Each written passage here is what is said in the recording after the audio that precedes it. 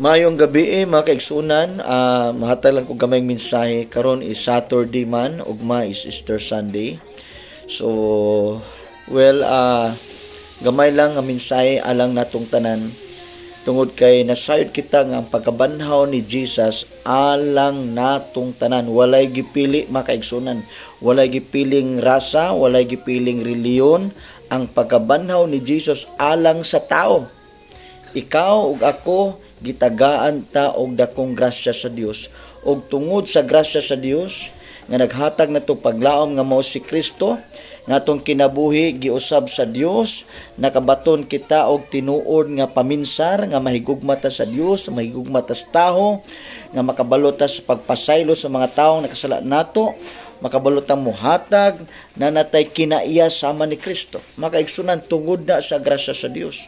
So ang pagkabanhaw ni Kristo makaigsunan mao nay dako kaayo nga balita sa tibuok kalibutan nga kining Hesus atong gilagaran wa nagpabiling patay diha sa krus sa Kalbaryo human sa gilubong sa tulo ka adlaw nabanhaw siya makaigsunan, og ang gahom siyang pagkabanhaw mao ang gahom usab nga mobanhaw kanato makaigsunan sa moabot nga mga adlaw, og the same rapod nga gahom nga nagbag-o nato makaigsunan nga nagmanifest atong kasing-kasing kunahuna nga nag-usab sa atong direction sa kinabuhi tungod na sa gahom sa iyang pagabanhaw, tungod kay ang Espiritu sa Dios kansang Dios nga nagbanhaw kang Kristo, og the same Spirit that will bless you, will bless me, will use you, will use me, will fill us with the fruits of the Holy Ghost: love, peace, joy, kindness, goodness, meekness, self-control. Kana nga bunga maoy magmanifest sa imong kinabuhi, sa akong kinabuhi. Mao na hinungdan nga ang tawo naa siya gitawag og Christ likeness, muliwat sa Ginoo tungod na sa Espiritu Santo sa Dios nga iyang gipadala nga ni kanato nga ang tanan motuo kang Kristo, makabaton sa maong gasa nga din ang Espiritu Santo sa Dios nga din gikunsad nga ni kanimo kanato, gihatag nga ni kanato nga magtudlo kanato sa tanang kamatuoran, magtudlo kanato sa pagkinabuhing matarong og Dios nun. So makaigsunan, hinumduman nato nga pagkabanhaw ni Jesus alang natong tanan. Sa kalibutan daghang pinalabi, daghang pinili, say di magkasinabot.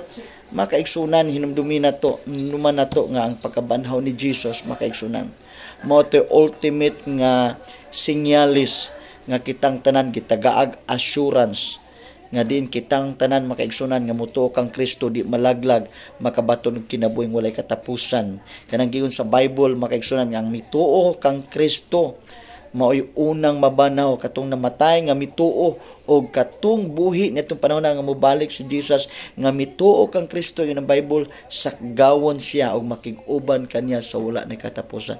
Maunay paglaom alang natong tanan, walay gipili makaigsunan tungod og alang kini kang Kristo, tungod ni Kristo nga nahimong grasya nimo nako kitang tanan. Igsuon, salamat sa imong pagpaminaw. So pangalagad sa Dios padayon, unsa man ang imong sikta denomination, padayon diha nga naay Dios nun nga kinabuhi, no, matarong nga kinabuhi sa mata sa Dios, sa mata sa tao. Natay kapakyasan, natay kakulangon, muduol ta sa Ginoo, kanunay ta nga mudangop sa Ginoo, no, natay tinguha sa Ginoo nga siya maghari kanunay sa kasing-kasing. Muna magsugid ta nga kita nakasala, napakyas ta, maunay relasyon nato sa Ginoo. Muna nga matag adlaw muduol ta sa Dios, mudangop ta sa Dios, mga lagad ta sa Dios sa matag adlaw nga tanan. Di mailhan na nga kitang tanan, ikaw ug ako naay relasyon sa Dios. So makaigsunan panahon ni karon nga tanan nga managhinigugmaay sa social media makaigsunan, grabing panaglalis prinsipyo, batok prinsipyo makaigsunan. Pero makaigsunan ang Bible, no? Well, siguro inyo apo na nga pagbati, pero para nako makaigsunan, igo na nga si Kristo nagsaad nga siya ang dalan kinabuhi ug ang kamatuoran, way makatusaman gawas nga na kaniya. Kana na makaigsunan. Saan man ang prinsipyo nimo karon, imong kinaiya di lisod kaayo makaigsunan, dili makapanalangin sa uban.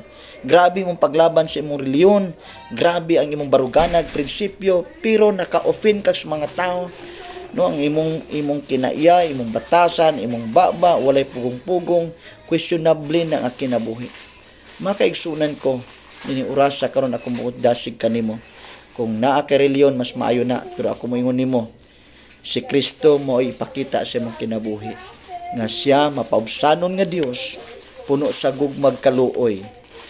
Dios siya nga puno sa gugma ug kaluoy igsoon.